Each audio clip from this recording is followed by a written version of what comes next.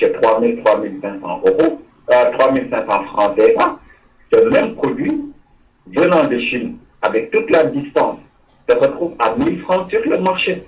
Donc c'est une concurrence déloyale et du point de vue de la qualité, ça pose problème. Donc il faut que les États africains soient conscients et essayer, c'est vrai qu'on parle d'une économie globalisée où certaines barrières douanières n'existeraient plus, mais il faut quand même mettre sur pied des mécanismes qui permettraient de développer, sinon de protéger les embryons d'industrie locale qu'on a sur le continent. Donc, c'est bien vrai que la Chine, on connaît qu'elle est aussi positionnée derrière, tout dernièrement, avec un certain nombre de soldats au sein de la MINUSMA. La MINUSMA, je pense, la MINUSMA dans l'intervention au Mali. Il y a donc des aspects économiques, commerciaux, mais aussi l'influence politique d'une manière générale de la Chine ou du pays comme l'Iran aussi. Mais ce que je ne trouve pas, je pense que on voit notamment par rapport à la question de Centrafrique ou par rapport au Mali, les Américains. Allô? Vous m'entendez? Allô? Ben? Corrico, oui. On a été coupé, oui. Vous m'écoutez? Oui. Je suis là. Ne quittez pas, peut-être c'est le réseau. Vous m'écoutez? Ben? Non, là c'est bon, je vous entends. Ok, donc oui. Ce que j'ai dit que la Chine s'est positionnée derrière moi avec un certain nombre de soldats au sein de la MINUSMA dans l'intervention.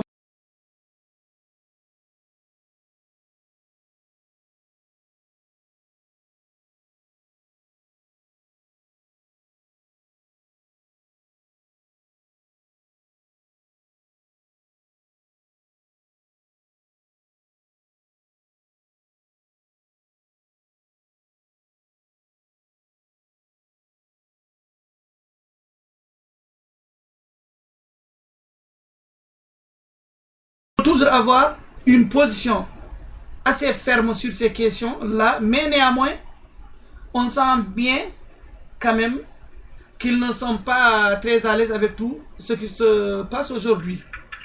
Sur la question de sécurité, même s'ils ont une certaine expérience et un certain héritage depuis une décennie sur ces questions-là.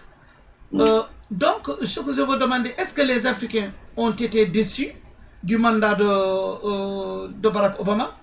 Une seule visite au Ghana, les chefs de l'État reçus, non pas seuls, mais à plusieurs.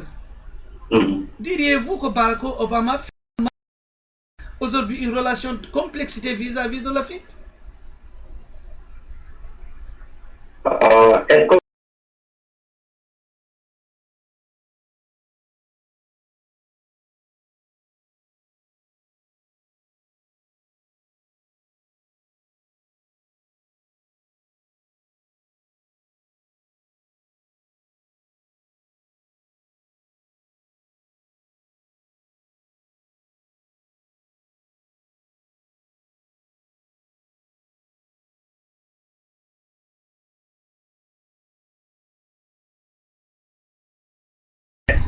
c'est lié aux intérêts des Américains?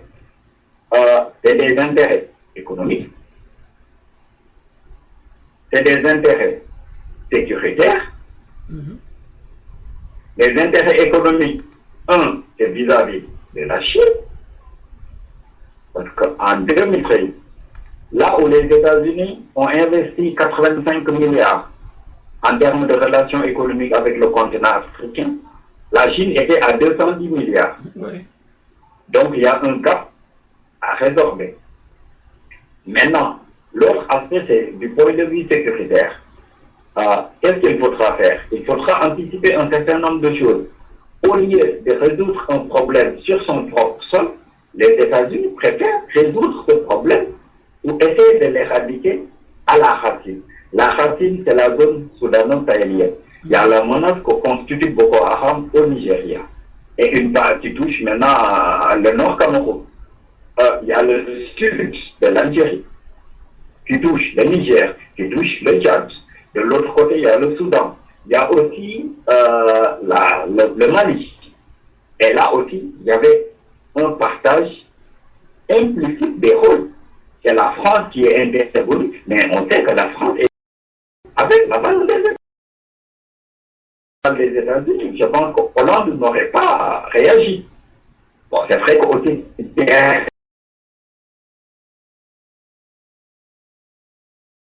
avec les États-Unis, il y a aussi des intérêts économiques français. Parce que même s'ils sont des amis ils surveillent de près. Parce que n'oublions pas que de l'autre côté de la frontière, vers le Niger, il y a des intérêts économiques en tant que les mines d'uranium qui sont exploitées par Areva. Okay. Donc, c'est pas anodin tout ce qui se passe. Les États, pour reprendre l'expression d'un homme d'État français, les États n'ont pas d'amis, donc que des intérêts. Donc, Barack Obama a cette même réaction vis-à-vis de la France, vis-à-vis de la Chine et vis-à-vis des autres pays, tels que les BRICS ou bien vis-à-vis de la Russie. C'est avant tout des intérêts américano-américains. Okay. Donc, Ben Yahya, je sais que nous pouvons discuter jusqu'à demain et ce que nous avons entamé est assez costaud. Je vous remercie très sincèrement d'avoir participé à ce débat et aussi à nous apporter la chronique hebdomadaire que vous avez l'habitude d'apporter à Cocorico International. Donc, votre dernier mot? Barack Obama a certainement déçu beaucoup d'Africains. Il a déçu parce que nous, les Africains, on a pensé que son père étant d'origine kenyane, arrivé au pouvoir, le premier afro-américain à diriger une telle puissance, tout son mandat, ou bien tous ses mandats devaient être consacrés à l'Afrique. C'était une erreur. Mais à toute chose aussi, disons que malheur est bon. Ça nous permet de recadrer le débat. Ça nous permet de nous recentrer surtout nous les Africains sur l'essentiel. L'essentiel c'est quoi? C'est que l'Afrique ne se développera que par le biais de ses fils et de ses filles. Et pour finir, je reprendrai à volontiers l'expression d'un grand homme d'État sénégalais, le président Mamadou Dia. Aucun pays au monde ne s'est développé sur la base de l'aide et de la mendicité internationale. Bonsoir.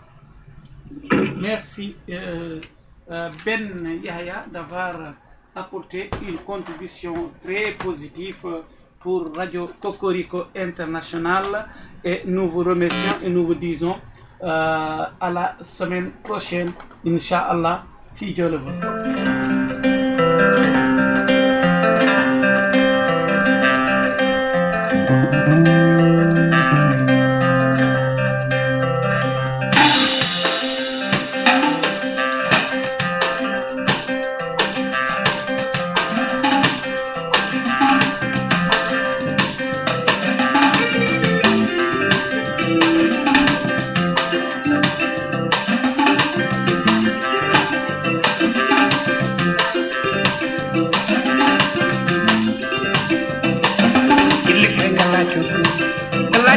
Gilli